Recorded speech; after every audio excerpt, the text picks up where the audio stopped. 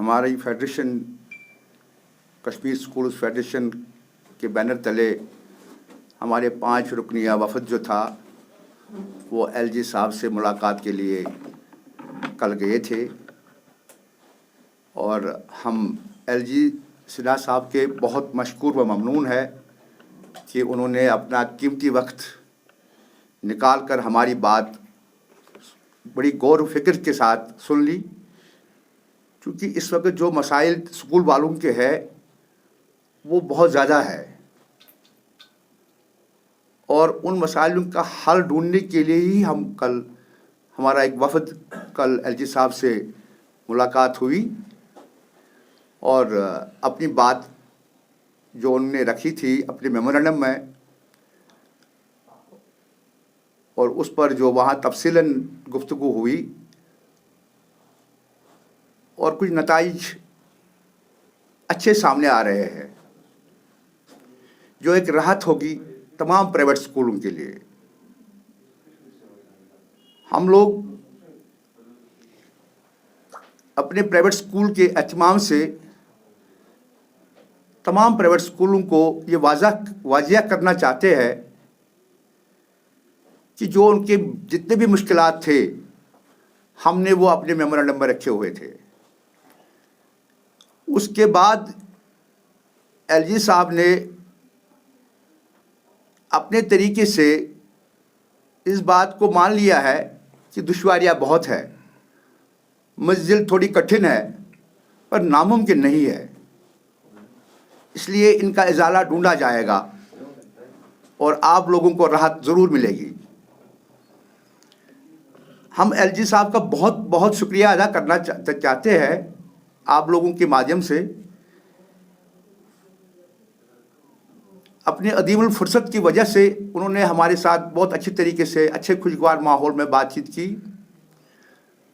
और फिर भरोसा दिलाया कि आप लोगों की जितनी मुश्किलात है वो पूरी तरीके से हल हो जानी चाहिए। कश्मीर स्कूल फेडरेशन जो है इसके साथ तालीम जो भी वाबस्ता स्कूल है, जैसे वो गवर्नमेंट हो या प्राइवेट हो, हम दोनों के लिए बात कर रहे हैं। हम ये नहीं चाहते कि प्राइवेट सेक्टर खड़ा रहे तो गवर्नमेंट सेक्टर जो है डाउन हो जाए। हम दोनों की बात रख रहे हैं टेबल पर। मगर हमें एक चीज़ का अफसोस है कि हमारे यहाँ से जो कन्फ्यूजन्स पैदा हो रहे हैं और वो हमारे ही भाई लोग हैं जो अलग अलग मंच संभालते हैं और अलग अलग बात रखते हैं, जिस वजह से गवर्नमेंट को कन्फ्यूजन पैदा हुआ। उसको क्लियर करने के लिए अब हमें बहुत हिम्मत से काम करना चाहिए और तमाम स्कूल्स को हम ये खबरदार कर रहे हैं कि भाई हमें एक होना है। ये लड़ाई एक होकर ही लड़ी जाएगी, इसमें कोई दो राह नहीं है। अगर हम एक ना हो जाएंगे तो मुश्किल है, फिर आगे आने वाले कल में हम मुश्किल है कि हम लोग सरवाइव कर सकेंगे। तो इसलिए फिर से एक बार मैं एलजी साहब का बहुत बहुत शुक्रिया अदा करना चाहता हूँ। हमने 2-3 बातें उस पर रखी थी। सबसे पहले जो हमारा एक मसला है इस वक्त वो है SO 177। वो एजुकेशन एक्ट में अभी रिसेंटली जो 2022 में तरमीम हुई है, उस वजह से तकरीबन 3 हिस्से स्कूल जो है वादी के अंदर वो बंद हो जाएंगे। तो उस बात पर बड़ी गौर फिक्र करना है, सबको करना है, गवर्नमेंट को भी करना है और जो भी उनके साथ मुशीर है, एडवाइजर्स होते हैं, उसके साथ साथ हमारी टीमें जितने भी बनेगी अब आगे, उनको भी इस पर बहुत ज़बरदस्त गौर फिक्र करना है कि इस सेक्टर को कैसे बचाया जाए। दूसरी बात थी हमारे NOCs की। हमने बहुत सारे टाइम से पहले ही ये कह के रखा था कि NOC जो है इसका टाइम पीरियड बढ़ाया जाए।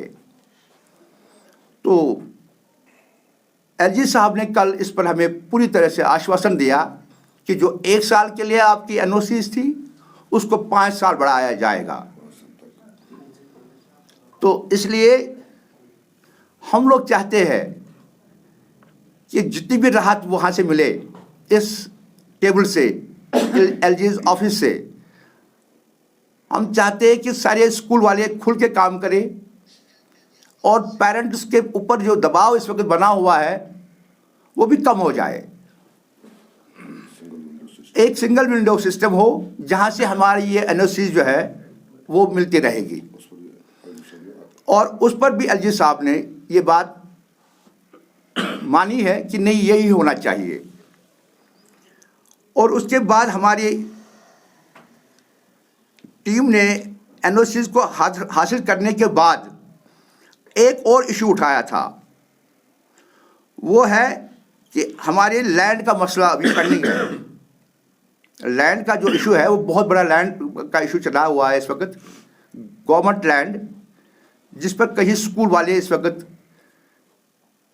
होते हैं और बैठे हुए हैं, स्कूल बनाए हुए हैं 25 साल पहले 30 साल पहले, उसका भी कुछ इजाला ढूंढा जाए। तो इस हल के लिए भी एक कमेटी तश्कील हो जो ये फैसला करे कि कैसे इसका हल निकाला जाएगा। आखिर पर मैं फिर से अपने स्कूल बरादरी भाइयों को और बाकी जो भी हमारे यहाँ की गवर्नमेंट चलाने वाले हुक्मरान हैं उनको मुबारकबाद देता हूँ कि वो हमारी बात सुन रहे हैं। जैसे कि कल की बात यही है, उससे पहले हम एफएफसी कमेटी में भी गए, वहाँ के चेयरमैन साहब ने भी हमारी बात को अच्छी गहराई से सुना। तो उसके बाद फौरन ही उसने कुछ बातें ऑर्डर्स में डाली हुई है कि भाई ये चीज़ें जो है ये लागू होनी चाहिए और इस ज़ाब्ते इखलाक के तहत हमारे काम को आसान बनाया जाए। तो उन्होंने भी अपनी तरह से भरपूर कोशिश की कि मैं आप लोगों को मदद करता रहूँगा। वालिदैन से भी गुजारिश है कि इस वक्त किताबों का जो बुरा हाल है, किताबें पूरी है नहीं मार्केट में, वो भी सब्र करे, किताबें मिलेगी। गवर्नमेंट कहती है किताबें मिलेगी, तो हमें गवर्नमेंट का ही इंतज़ार करना पड़ेगा। शुक्रिया जी। मैं आपसे एक बात यहाँ पर कहना चाह रहा हूँ, वो यही है कि किताबों का मसला जो है इसमें भी हमारे भाई लोगों का ये हाथ है जिन्होंने इस मसले को उछाला था। और अगर वो लिख के ना देते तो आज ये नौबत नहीं होती, मगर उन्होंने लिख के दिया था बोर्ड हुकाम से। आज उस विषय में कोई बात नहीं कर रहा है, लेकिन हमने अपनी तरह से, जैसे कि कल ही एक ऑर्डर शाया हुआ है डायरेक्टर स्कूल एजुकेशन से, तो उस ऑर्डर में क्लियर कर दिया गया है कि एडिशनल बुक्स ज़रूरी है, वो भी पेरेंट को कंसेंट में लेकर, क्योंकि एडिशनल जब तक ना पढ़ाया जाए वो भी लिमिटेड हो।